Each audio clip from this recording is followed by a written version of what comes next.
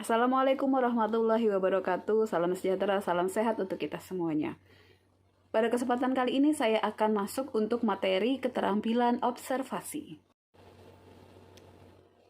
Bidan itu juga berperan sebagai konselor.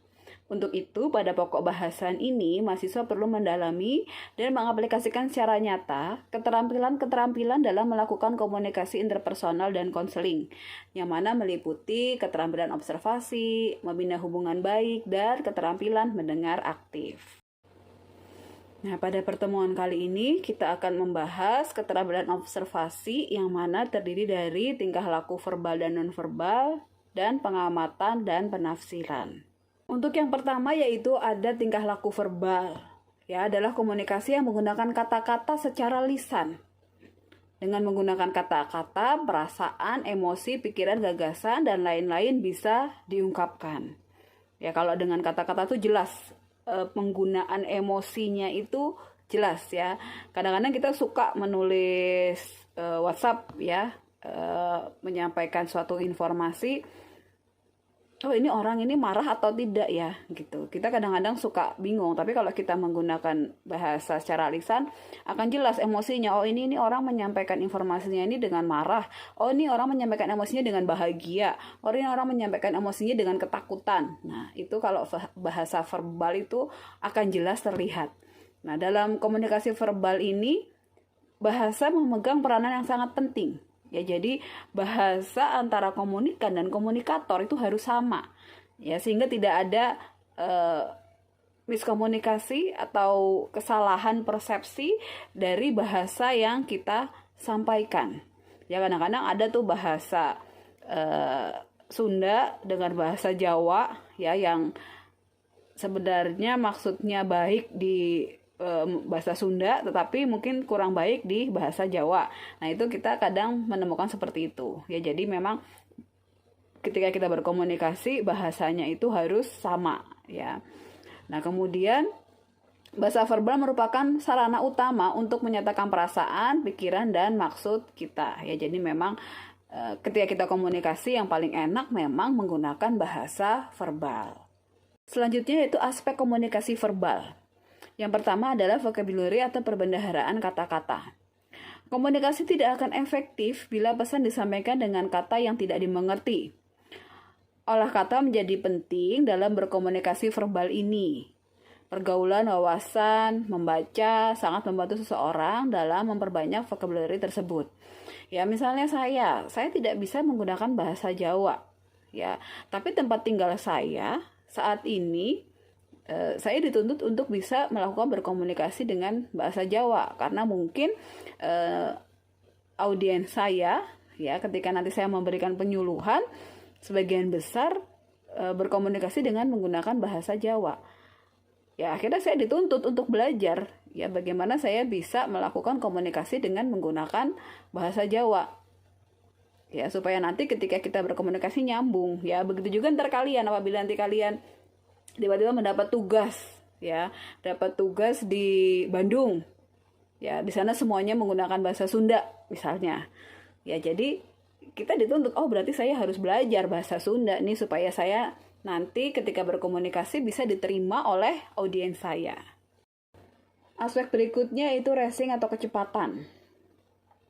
Komunikasi akan lebih efektif dan sukses bila kecepatan bicara dapat diatur dengan baik. Ya, kita melakukan konseling, ya kita melihat audiens kita. Ya, apakah dari tingkat pengetahuan tinggi atau tingkat pengetahuan rendah. Ya, biasanya mohon maaf apabila tingkat pengetahuannya rendah, kita perlu lebih pelan dalam kita menyampaikan informasi ya agar mudah difahami oleh audiens kita. Ya, jadi perlu kita tanyakan di tengah-tengah ketika kita memberikan informasi, ya ketika kita memberikan konseling, tanyakan kepada audiens, Ibu, apakah saya terlalu cepat ketika menyampaikan informasi, ya. Jadi jangan sampai kita ngomong terus cepat gitu ya. Ternyata audiens tidak paham apa yang disampaikan oleh kita. Aspek berikutnya yaitu intonasi.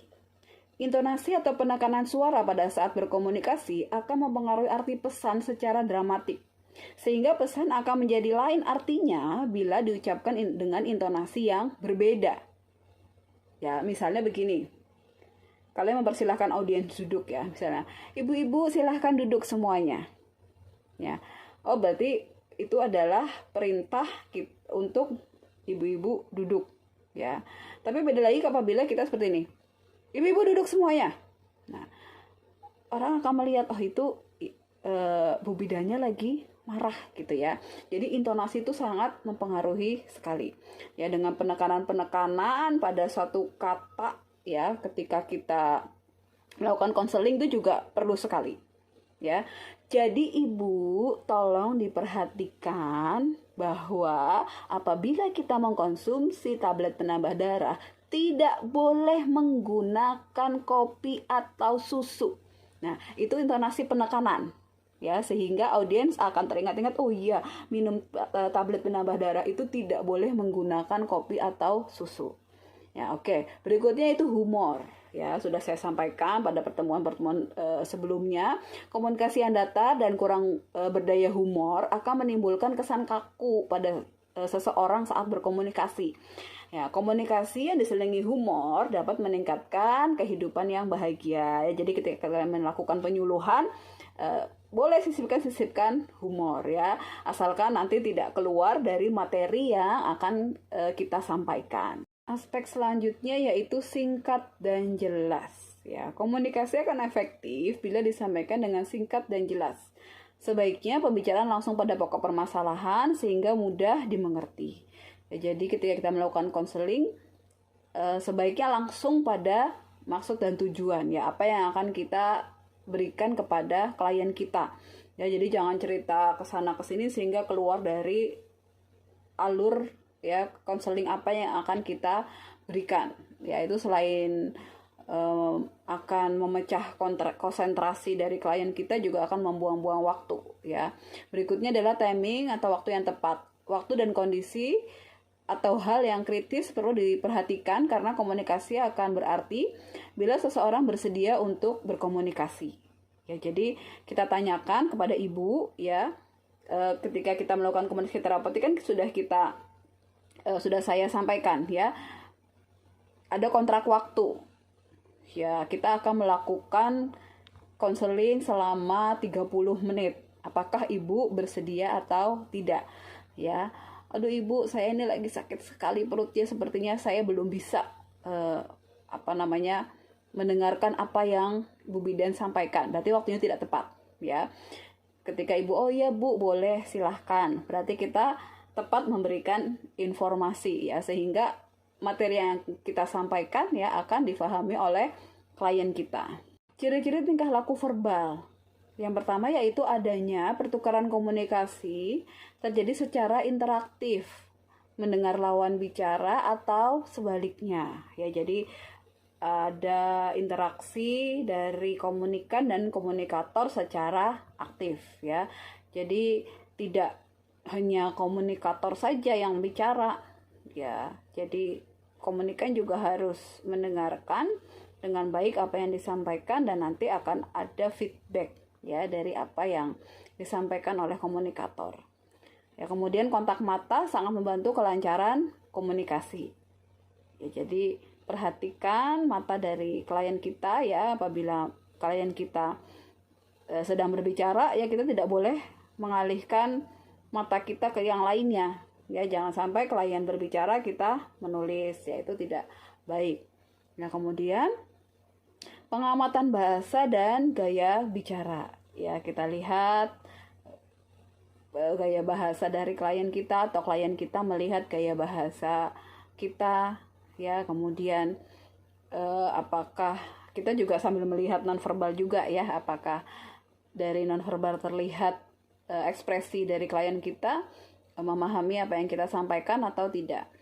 Kemudian berlaku dua arah atau timbal balik ya. Jadi jangan kita aja yang ngomong ya, klien kita juga kita persilahkan untuk bicara ya, kita persilahkan untuk bertanya atau kita tanyakan ya apa saja yang tadi sudah saya sampaikan, apakah ibu sudah jelas atau belum, apakah ibu bisa menyampaikan atau tidak ya. Kemudian pemahaman dan penyerapan informasi berlangsung secara relatif cepat dan baik. Ya, jadi kalau kita menggunakan bahasa verbal, ya biasanya timbal baliknya juga akan cepat. Ya, menyampaikannya akan cepat. Ya, sama kalau kita sedang telepon ya, misalnya kita sedang telepon. Dengan kita menggunakan chat secara tertulis ya, atau menggunakan WA, informasi yang kita dapatkan dengan telepon akan lebih cepat dibandingkan dengan WhatsApp secara tertulis ya, atau WhatsApp yang diketik gitu ya, atau yang menggunakan pesan. Tapi kalau lebih cepat lagi apabila kita bertemu secara langsung ya. Kalau secara langsung kan secara otomatis klien kita akan cepat untuk melakukan feedback terhadap apa yang kita sampaikan.